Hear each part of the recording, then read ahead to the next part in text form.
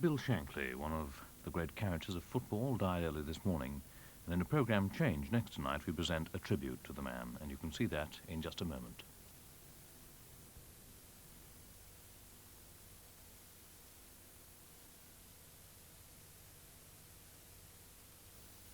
Bill Shankly died earlier today, just 1 month after his 68th birthday, and football will never seem the same without him.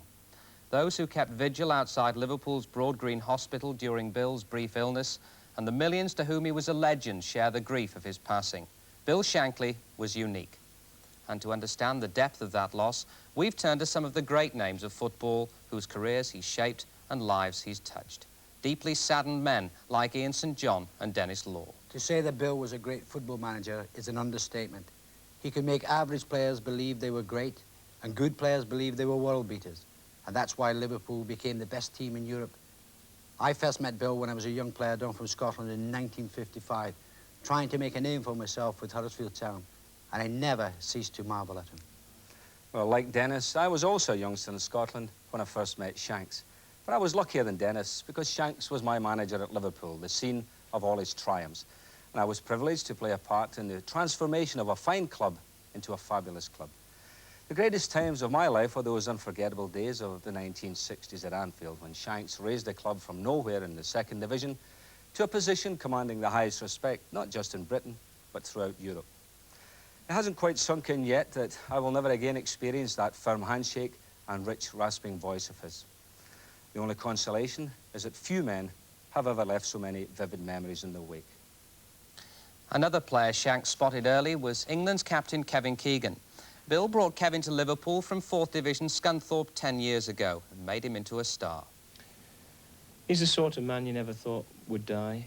You just imagined the world to go on, and you honestly thought that he would be there when no one else was left. But I think in some ways it's a sort of way, if anything was to happen to him, it would have been terrible if he had to come and sit in a wheelchair and things like that after I'd had a stroke or something, because anyone who knows the man knows that he wanted to be involved with everything. He wanted to be out and about. I think he covered more games in the last 3 or 4 years than he did when he was managing. You know, he never ever lost his verve for the game. And I'm just pleased, again, for purely selfish reasons, that I saw him up at City. When we played Man City 2 weeks ago, I was able to chat with him. That, you know, I'm lucky. Probably, apart from his close family, Ness and the daughters, I think I got as close as any footballer could, and I've got a million memories of him, which for me is a real bonus. Bill Shankly came to Liverpool in December 1959, and as always, his wit preceded him. When the chairman asked if he'd like to manage the best team in the country, Bill's response was typical. "Why's that?" he said. "Is Matt Busby packing up?" When he first arrived at Anfield, he found a ground which he described as an eyesore. There weren't even facilities for watering the pitch. But he saw potential in the club and its fanatical supporters, and this convinced him that he and Liverpool were made for each other. Their marriage was consummated at Wembley in 1965 when Liverpool won the FA Cup for the first time in their history. They beat Leeds United in extra time, and Shanks himself thought this was his greatest moment. To get the cup final, it was extra time, and we beat Leeds United 2-1. That was Ronnie Yeats picking up the cup for the first time ever that Liverpool had won after 73 years. 73 years. And that's the hardest cup in the world to win. It's a one-off job. Never mind the European Cup. That's virtually new. Winning the FA Cup's the hardest cup. It took 73 years for it, and I thought it was a terrible disgrace that would have suffered the taunts of people saying you haven't won the cup yet. Now, that was the greatest moment of my life, winning the cup. Not for me, but for the people in Liverpool. Yes, and under Shankly, success came to Anfield. There was promotion as Second Division champions in 1962, First Division champions in 1964, 1966 and 1973. They won the FA Cup in 65, as we've heard, and in 1974. And then there was the UEFA Cup in 1973. But no matter how much success came his way, Bill never forgot his roots and his early experience of life as the second youngest of 10 children, growing up in the Ayrshire village of Glenbuck. Well, I think it's your upbringing. I mean, I was brought up in the mining district, and it was either the pits or football. And I think football was a little bit better than the pits. Yes, and Bill was blessed with the ability to make it in football, and he travelled south to play professionally for Carlisle United. His reputation as a hard-tackling right half soon came to the attention of Preston North End. He won an FA Cup winners' medal with Preston in the 1938 final against Huddersfield. There he is on the left. And he always spoke with intense pride of his 5 appearances for Scotland. And there was no prouder moment for Shanks than the occasion when he met King George VI before that 1938 final. Shanks spent the war in the RAF, becoming an acting corporal, and when he returned to Preston, he was made club captain. In 1949, he went back to Carlisle to begin his career as a manager. He went on to Grimsby, Workington and Huddersfield, and never at any time did he consider himself an inferior manager to the giants of the period, Matt Busby and Stan Cullis. His distinguished apprenticeship as a manager enabled him to work with some rare talent like Dennis Law.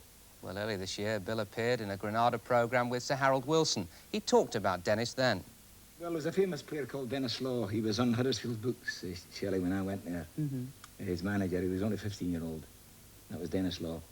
About 8.5 stone and very skinny. So what did you do with 8.5 stones worth of potential? Well, he was fantastic. The boy was a genius of a player, so I had to build him up physically. How did you do that? Well, we got him steak and eggs to eat and extra food and nearly put Huddersfield Town bankrupt. You know, the steak was kind of expensive. Yes, and there wasn't much to look at then when I arrived at Huddersfield from Aberdeen. But if there was one man in the world who could make the most of raw material, that man was Bill Shankly. His enthusiasm was infectious. He was prepared to talk for hours on any subject, as long as it was football, and he was an immense character. I remember playing alongside Ian St John for Scotland against Wales at Hampden Park when Ian was with Motherwell. Shanks had been watching the game. And when I got back to Huddersfield, he started talking about Ian. He said, "How can that man possibly play for Scotland?" he says. "He's too small. The boy needs stilts." A month later, Shanks went to Liverpool. And one of the first things he did was sign Ian St John for £37,500. And it didn't take Bill long to realise he'd made the right decision in moving to Liverpool. And it was the people of Merseyside that made the major impression on him. He often told in amazed tones of how a small boy recognised him in the street only weeks after he arrived at Anfield. Bill had come to stay, and he spent the whole of his time on Merseyside living in the same modest but comfortable house, famous for its purple door and the fact that it overlooked the Everton training ground. But above all, perhaps, Bill will be remembered for his philosophies about football and about life. Well, I'm Scottish, and the Scottish people have got, you know, humour and spirit and all, and I think the people are similar in Liverpool. You know, they're spirited, you know, they've got life in them, they've got humour, and I'm the same as them. My mother had an expression, and she said that every day you had the health and strength to get out of your bed was a holiday. That's the way I feel. If you can't make decisions at this game, you can't make decisions in life, you're a bloody menace.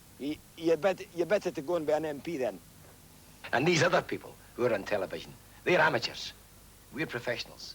And we're simplicity. I won't come onto the television and speak or write about anything and say words this length that only half the people listening understand. In our language, there's words that are similarity. They can, you know, they're spelt differently, but they mean the same thing. And there's words that mean the same thing, but the big men use these words, knowing full well that maybe 10% of the viewers will only understand what it means. Well, we don't. We speak the language that everybody understands. Instead of me saying somebody was avaricious, I would say he was bloody greedy. Somebody said the football's a matter of life and death to you. I said, listen, it's more important than that. And that's true. Well, some people thought Shanks was awkward and cantankerous, and Liverpool's opponents certainly did, and with good reason. If he was good at working his psychology on his own players, he was devastating when it came to the opposition. He knew more than most how to demoralise opponents. He nailed a sign over the entrance to the pitch. Imposingly it said, "This is Anfield." And he had other effective ploys as well. When teams came up from London especially, he would stand by our dressing room so he could be heard distinctively and talk about how pale and tired they looked and that they must have been out on the town all night. And in a way, he tried to psych them out. Well, he certainly did that in Europe, because shortly before we were due to play the Belgian champions Anderlecht in the early 60s, Shanks hit on the idea of changing our strip from red shirts and white shorts to all red.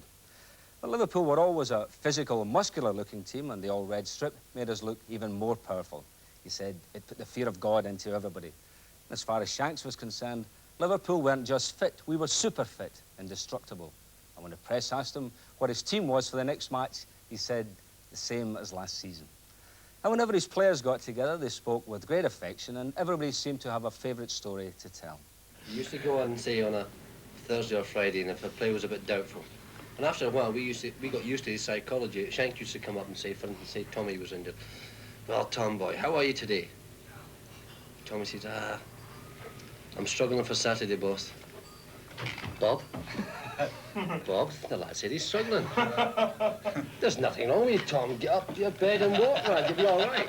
And if you did the reverse and said, you know, you knew your leg was bothering you a bit, you said, oh, I'll be all right, boss. Bob?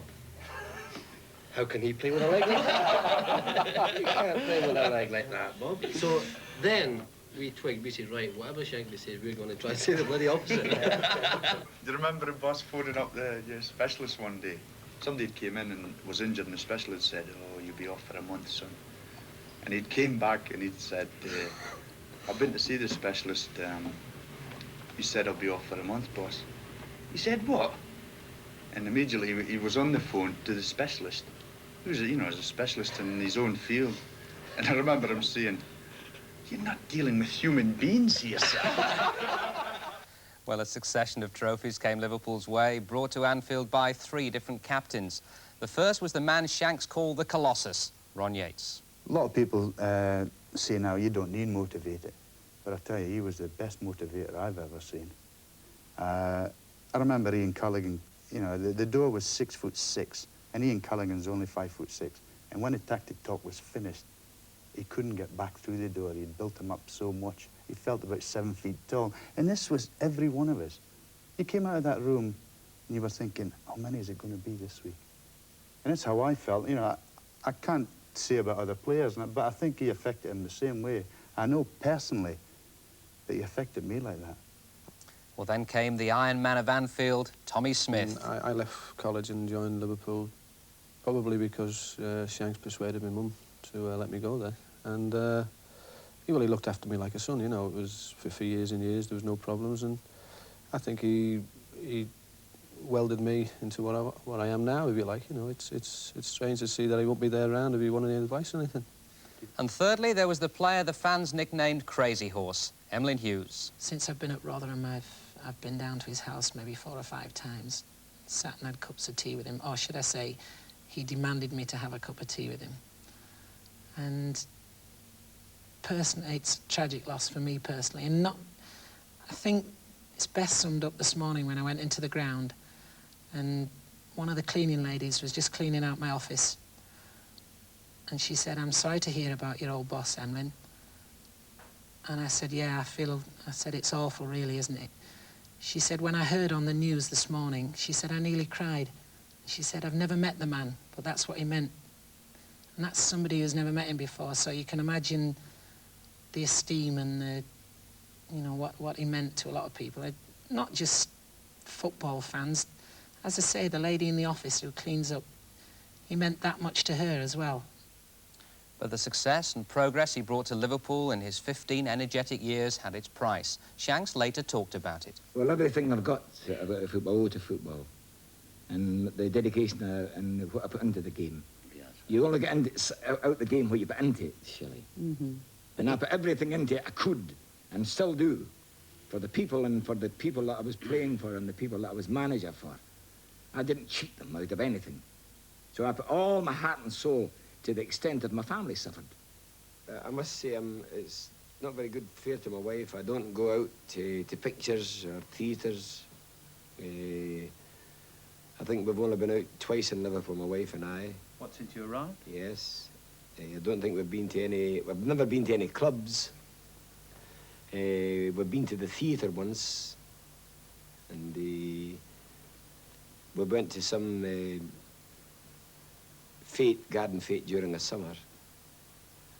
Some husbands wouldn't think they could get away with taking the wives out twice in such a long time, Bill.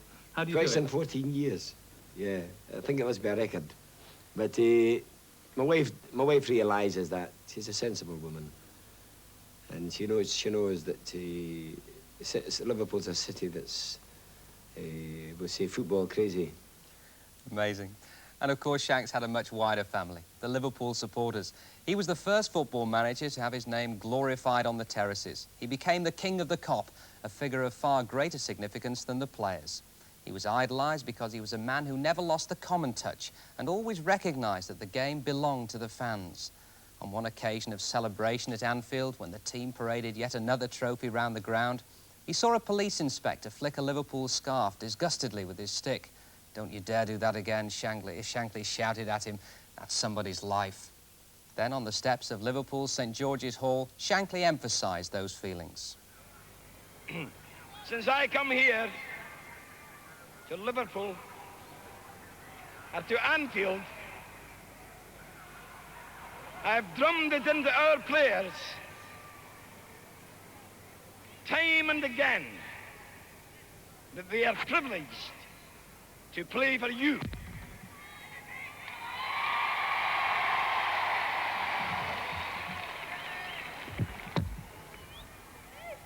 And if they didn't believe me, they believe me now.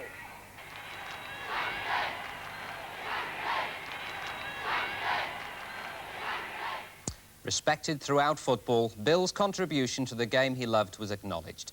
In December 1974, he went to Buckingham Palace with his wife Nessie to receive the OBE. This presentation followed the most shattering pre-season news Liverpool fans had ever heard, when it was announced that Bill Shankly, their hero, was to retire. I wish to make the following statement. It is with great regret that I, as chairman of Liverpool Football Club, have to inform you that Mr. Shankly has intimated that he wishes to retire from active participation in league football, and the board has, with extreme reluctance, accepted his decision. I would like at this stage to place on record the board's great appreciation of Mr. Shankly's magnificent achievements over the period of his managership. Meanwhile, Mr. Shankly has agreed to give every assistance to the club for as long as necessary. That was the most difficult thing in the world. And when I went to walk to the chairman with it the day that I was giving in my resignation, and not resignation, retiring, it was like walking to the electric chair. But the Shankly spirit never left Anfield, and he felt he owed the Kop a personal farewell. Early the following season, he kept his promise and stood among them to watch a game. He described his visit as an amazing experience. The fans were knowledgeable and humorous, he said. "I felt one of them."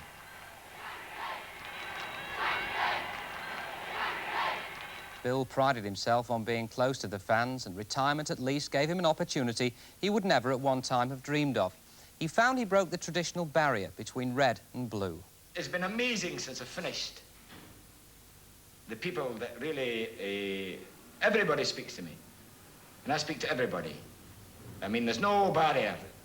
There was a blue-red barrier at one time. And that's gone now? Well, I think that I'm red and will always be red. But everybody, blue and red, have been wonderful. Shanks loathed the thought of inactivity, and his services were quickly in demand by other football clubs wanting his wisdom. Many of his former players continued to turn to him for advice. He was never idle for a moment and rarely seen out of a tracksuit and within sight of a ball. His voice, so distinctive, continued to be heard, and among his many ventures was a chat show on Merseyside's Radio City.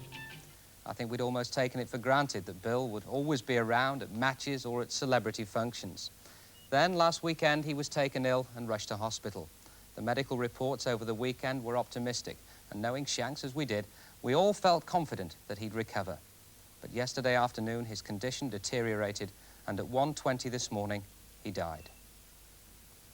Today, the nation paid its tribute. Tom Finney, the player Bill considered the best forward of them all. I came into the side during the war years in wartime football, and I was a member of the side that won the Wartime Cup and League, and Bill, of course, was playing behind me at right half. And let me say that Bill played as he managed, you know, absolutely full of enthusiasm, and he was tremendous inspiration to me. The friend who recommended Bill to Liverpool and became one of his most notable rivals, Sir Matt Busby. Were very, very good friends, very close friends, and over many years. I was and later on, when he become manager, he was a keen competitor, as we've heard before, and I had problems with him because he was always fighting every inch of the way, and we arrived at a situation where Bill Shankly was a danger to us. And from there, we obviously had a conflict at times, but he laid the foundation there. He laid a foundation at Liverpool, winning cups and leagues and that type of thing, which made the club great, was great for the game, great for football, and the manner which he was, because he was quite a character, a strong character. And from across the park at Everton, the man who provided the fiercest competition, Harry Catterick. I remember meeting him one day shortly after he'd signed Ron Yeats, and he stopped me outside Belfield and he said, "Have you seen the boy I've signed?" "No," I said, "I haven't." I said, "He's a Dundee boy, I believe." He said, "Yes." "My God," he said, "I could play Arthur Askey in goal if he's centre-half." Which was his way of, you know, just putting a point over. We'd got a huge centre-half. Great guy. I shall miss him. I shall miss seeing him around these games as I move around in the season watching matches. We had many long chats, as I've said. And he was very, very dear to many people on Merseyside. And I like to feel that the many years I spent on Merseyside, both as manager and player, I've never known a character more loved than he has been. Next, the man who probably knew him best of all, the man he chose as his assistant and who later became his successor as manager, Bob Paisley. To follow him is going to be the most difficult job that any man could get. But I accepted it in the sense that he did. I was enthusiastic. I've worked for the club and I would only do my best. But to be truthful, I thought I would only provide the buffer for the next man. And if I could do that, because, I mean, everywhere, the whole place reeks of the Shankly enthusiasm. It still does that, and the people do. And when I went into his office and that, and opened the drawers, this enthusiasm, this type of thing hit you, and you know, I was in tricky waters, and we got off to a good start and that, but it was always in the back of your mind that you were trying to follow a legend, and there was no way that I mean, and people told you, well, you're not a Shankly and that, but you know that. But I mean, he was unique. Yes, Anfield and the city of Liverpool are in the deepest mourning. Club chairman John Smith. In our city, he is an institution. And when one considers the great contribution which he has made, again, not only to our club, but to our city, you can see how much we feel his loss. What were your personal feelings when you heard? Well, I've known Bill, of course, for many years, and he will always be revered in my memory as being perhaps the greatest manager football has ever known. His contribution from the day he came in 1959 right up to the time of his retirement has been colossal. And I have no doubt that the contribution which he has made will continue for many years to come. Yes, and Shanks has certainly left his mark on the game. And now football considers what its lasting tribute should be to that greatness. Kevin Keegan expresses the feelings of us all. I would just hope and pray that they would do something at Liverpool Football Club so the man's name is never ever forgotten. I've already said this once when I left Liverpool and when he retired, I felt they should have built a throne to him in the director's box because he did build that stadium. I'd just like now, in some way for Liverpool Football Club, I'm sure they're thinking of it, to name the main stand after him or something, because the man's name should never be forgotten in that city. I must tell a final story that summed him up. Shanks and I were talking football when the word coaching was mentioned. Shanks stood back and he said, "Hey, listen, son, I'll tell you about coaching. You go to the FA coaching course at Lilleshall for a fortnight. Come back and do the exact opposite of what they've told you to do, and you will have a successful team. That's coaching." Bill Shankly had the wisdom to appreciate the value of an individualist, and he had the wit to get the best out of him. And that is why his loss to football is so great. Nothing was ever a lost cause for him. Pessimism is something he wouldn't tolerate. Shanks was capable of exaggerating any situation to benefit his players. It is impossible to exaggerate his loss. The people of Liverpool are now in mourning, preparing for Friday's funeral. The grief felt on Merseyside is shared by the football world. The governing bodies of the game, FIFA and UEFA, joined in the tributes, and one that Bill would have appreciated with his belief in the dignity of the working man. Today's Labour Party conference stood for a minute's silence. It's still so difficult to believe that Shanks won't be with us anymore. I'm willing to help anybody. If they want advice from me, if they think there's a player that can play and I have seen him, I'll give my opinion of him. And this is what people's looking for. They've got scouts, they've got men in their books, they go and see players, they come back, and you say, can he play? And they'll say, well, whenever they say, well, that's me finished. Well, if they come to me and say, can he play? I say, yes, he can play, or he can't play. It doesn't sound to me as though you've retired at all. No, retired, Jerry, is when you get in the coffin. And they put the lid down, your name's on the top. I hope it's a long time before they start thinking about that. It's the stupidest word I've ever heard in all my life. There you are. Nobody can retire. I mean, what's happened in Russia?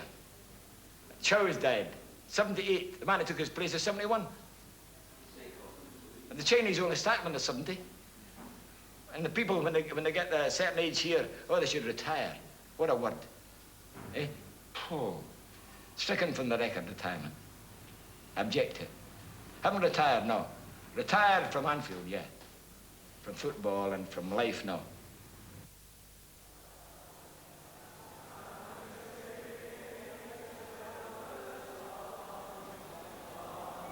I mean, I'll be buried in spirit there, even though my body doesn't go there, because Anfield was the greatest thing that happened to me.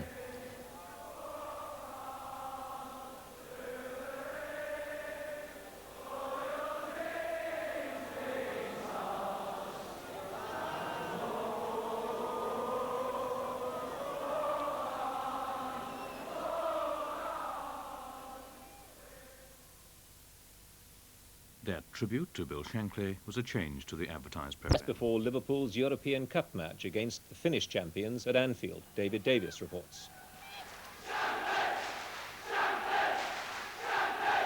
The Liverpool Kop had one hero tonight, even though some of the fans here had only just been born when Bill Shankly retired from Anfield and Liverpool Football Club. The players, wearing black armbands, as they will on Saturday as well, showed their respects for the man who first took Liverpool into European football.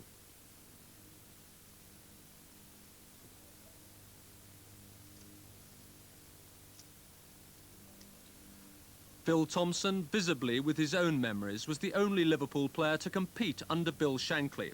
But the influence of Liverpool's former manager has remained at the club.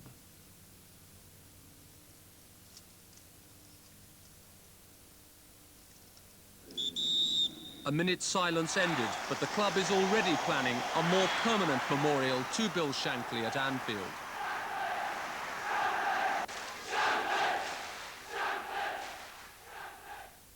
And Liverpool won tonight's game 7-0, another rather nice tribute to Bill Shankly. The main stories again.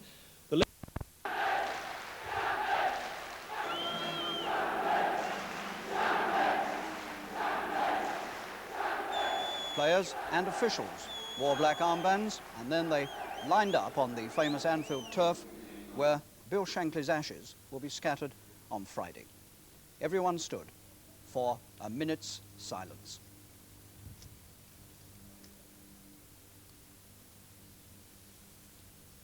After this solemn tribute, the supporters, many of them wearing their own black armbands, broke into a chant of "Bill Shankly, we love you."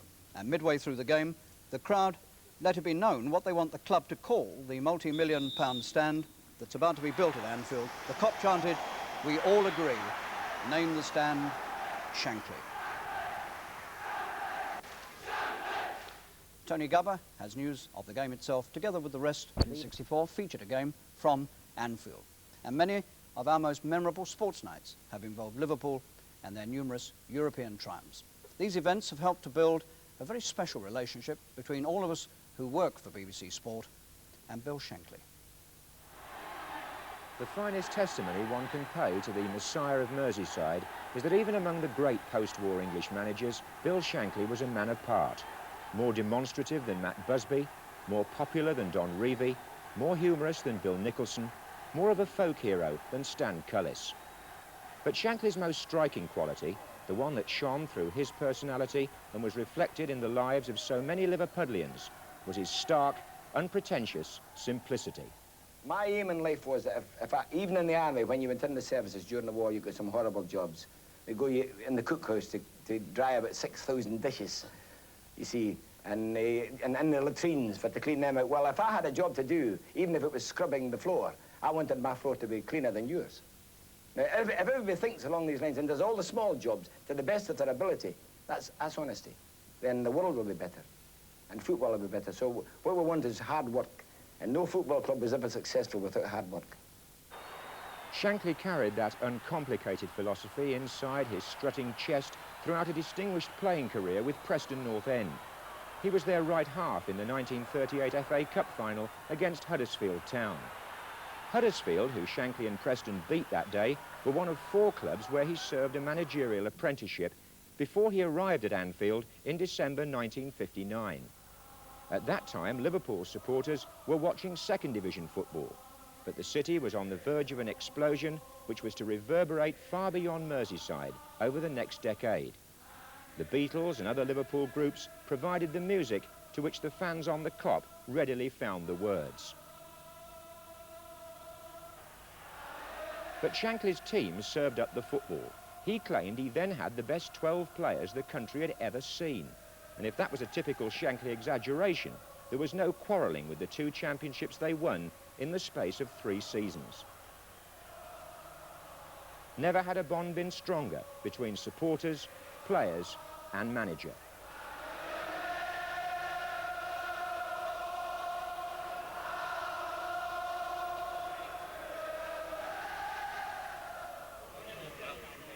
The captain then was Ron Yates, a giant of a centre-half who Shankly had plucked out of Scottish football and turned into an inspirational figure. And that 60s team owed much too, to a man whose honesty on the field was in Shankly's own image, Liverpool's top goal scorer Roger Hunt, who had that marvellous understanding with Scottish centre-forward Ian St John. Young managers of that time, like Tommy Docherty at Chelsea, came to pay homage to the master. It's a big thing to win the first wow, yeah. Gee, but I think the fact that you beat us here in the Cup was responsible for us winning the league. Yes, it's true, but still, you did well. You're a great side, bro. You deserve it, mate. I couldn't go a better block. Well, we're happy about it, Tommy. It's amazing, even that game today. I mean, we could have lost the game and won the championship. That's true, yeah. The champagne also flowed at Wembley in 1965, when a goal by St John against Leeds enabled Liverpool to win the FA Cup for the very first time. Come Liverpool again. Not hurrying things, because the team that panics now will lose this cup final. It's out to Callaghan. Hitting it too far. It's a goal!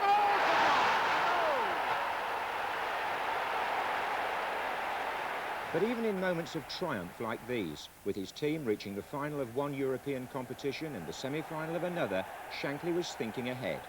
He broke up his 60s side and rebuilt for the 70s, winning a 3rd championship title amid these scenes of celebration at Anfield in 1973. In the same year, Liverpool won the UEFA Cup, their talisman now an astute Shankly signing whose play reflected the manager's evangelical fervour. Looks. Keegan, 2-0. A year later, in 1974, Liverpool were back at Wembley. Keegan. Callahan's available behind Keegan. Beautiful ball to Smith. He didn't have to move to get it. Paul to Smith. It's highway. Liverpool showing their party pieces. He wasn't offside. Smith. Yes! Keegan second. And Newcastle were undressed. Nobody knew then that Shankly was 2 months away from sudden retirement. His decision to quit after 14.5 years as Liverpool manager took the football world by surprise. Later, Shankly would admit that retirement was premature. But it was on the foundations that he laid that Liverpool went on to win the European Cup 3 times in 5 years. The legacy he's left is undisputed. The fund of stories is endless. Some of the memories are highly personal, yet still personifying the incomparable Bill Shankly. I was playing against Bobby Moore, and he used to stand in the passage just underneath this is Anfield sign in the passage, and he used to watch every player, manager, come off the team bus, come down the passage and go into the dressing room. And he must have seen that I was a bit uptight playing against Bobby Moore, who was, you know, I mean, I was still 10 when he was at the top. You know, I'd read about him in comics and books and that. And he came in and he said, I've just seen that Bobby Moore, son. He said, he's got big bags under his eyes. He says, he's limping. He says, he's losing his hair. He says, he's been out to an 8 club, son. And, you know, you laugh about it now. What he was trying to do was he was trying to bring him down a little bit so that I felt I wasn't playing against such a great man. And we went out and we played, and he'd built me up so much before the game. It had really gone well for me. I think I scored 1, laid on 1. We beat him 4-1. But when I come in, he then had to twist it round for me to get the benefit. And he come in and he said to me, what a great player that Bobby Moore is, son. He says, you'll never play against anyone better than him. And that was a psychologist in him, you know. He really knew. Suddenly, it wouldn't have been anything if I was playing against a sort of lad who'd been out all night and, you know, was limping. Suddenly, he was a great player again because I played well against him. And with that sort of bringing me up like that for 2 or 3 years, he took me at my football to a level which I don't honestly think with anyone else I would ever have achieved. So, you know, I owe him so much, and it's a shame really that I've never had the chance to pay him back all what he's done for me, and I never will have now.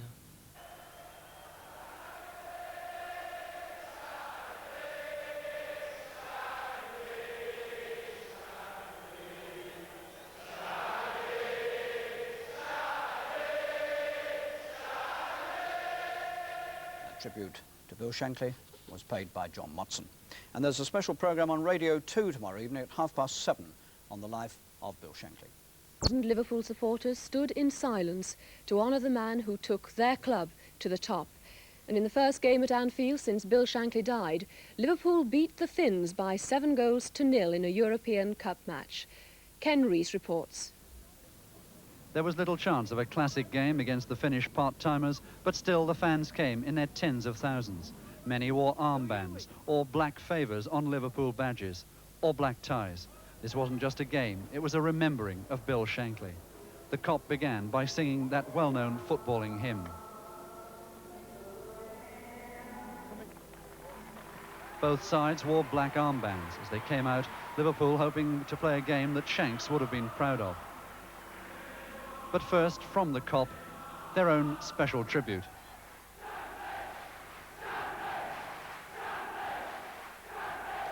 And in a silence you could almost feel, Anfield was still for a minute of memories.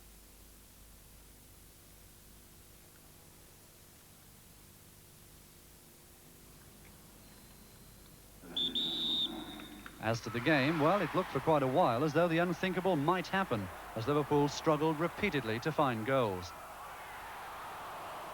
Then, 27 minutes in, Kenny Dalglish put Liverpool on their way, like this. It was all the Kop had been waiting for.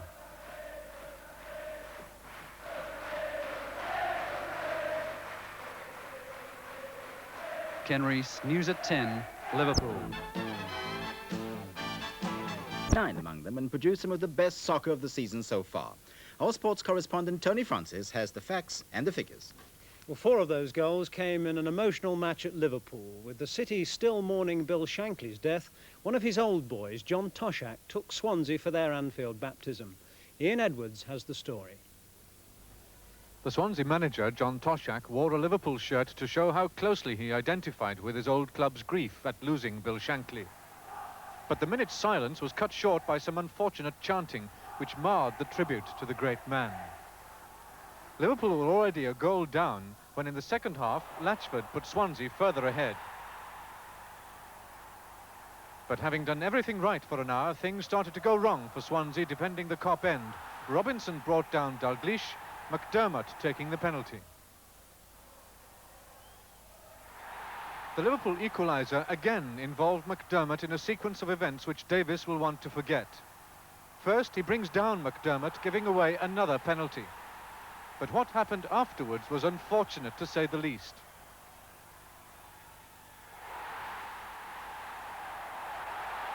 McDermott needed attention before continuing, and Davies was booked for his impetuous reaction. But the Liverpool cop had the last word on this emotionally charged occasion, giving Bill Shankly's protege, John Toshak, the warmest of tributes after the final whistle, giving further grounds for belief that